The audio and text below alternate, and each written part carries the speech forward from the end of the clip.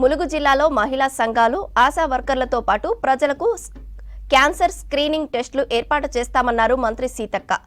ఏటూరు నాగారంలోని గిరిజన భవనంలో మహిళా అభివృద్ధి, శిశు సంక్షేమ శాఖ మరియు గ్రేస్ క్యాన్సర్ ఫౌండేషన్ హైదరాబాద్ వారి ఆధ్వర్యంలో అంగన్వాడీ టీచర్లు, ఆయాలకు ఉచిత క్యాన్సర్ నిర్ధారణ పరీక్ష శిబిరాన్ని ఏర్పాటు చేశారు.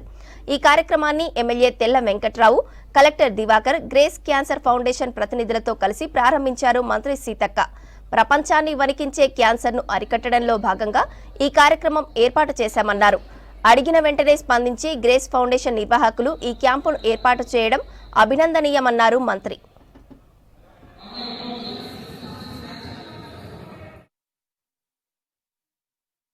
నాయగూడెం, ఏటూరు నాగారం, మంగపేట, తాడ్వాయి కొంత భాగంలో ఉన్నటువంటి 40 ఇయర్స్ దాటినటువంటి అంగన్వాడీ టీచర్ అమ్మలకు, ఆయలకు మరి గ్రేస్ ఫౌండేషన్ వారి యొక్క సహకారంతో ఈరోజు క్యాన్సర్ టెస్టులతో పాటు ఇతర టెస్టులను కూడా నిర్వహించడానికి ఈ యొక్క శిబిరాన్ని ఏర్పాటు చేయడం జరిగింది. నిన్న ములుగు, వెంకటాపురం, గోవిందరాపేట, కొంత భాగం తాడ్వాయి, అట్లా రాబోయే కాలంలో కూడా మహబూబాబాద్ జిల్లాలో కానీ ఓవరాల్గా మరి నెక్స్ట్ ట్రిప్లో మహిళా సంఘాల వాళ్ళకు, ఆశా వర్కర్లకు, పబ్లిక్ కూడా ఈ రకంగా చేయాలి. ఇప్పుడు ప్రపంచాన్ని వణికించే అతిపెద్ద భూతము క్యాన్సరు. ఈ క్యాన్సర్ బారిన పడ్డటువంటి వాళ్ళు నిరంతరము మరి ఒక మానసిక ఆవేదనతో ఇబ్బంది పడుతూ చనిపోతున్నటువంటి పరిస్థితి కూడా ఉంది. ఎవరికి ఏ రూపంలో అది అటాక్ అయితే తెలియడం లేదు.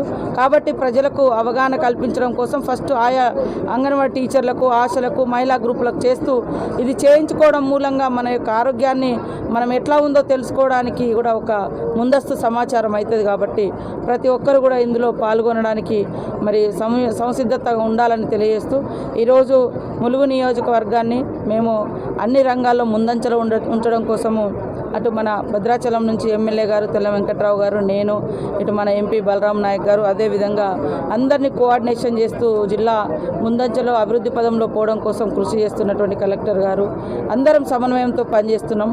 ఈ క్రమంలో భాగంగానే మొన్న సమగ్ర సర్వేలో కూడా ములుగు జిల్లా అగ్రభాగాన ఉండడం జరిగింది. అదే కాకుండా అభివృద్ధిలో ప్రతి గ్రామానికి రోడ్డు వ్యవస్థ కానీ, అదేవిధంగా మహిళా గ్రూపులను అభివృద్ధి చేయడం కానీ, మరి విద్యాపరంగా కూడా పిల్లలు బాగా చదువుకోవడానికి అటు వార్డన్లతోటి, ఇటు హెచ్ఎంలతోటి, ప్రిన్సిపాల్లతోటి కూడా ఎక్కడికక్కడ మేము రివ్యూస్ కూడా పెట్టుకొని మరి వాళ్ళకు కూడా తర్ఫీదు చేయడం జరుగుతుంది.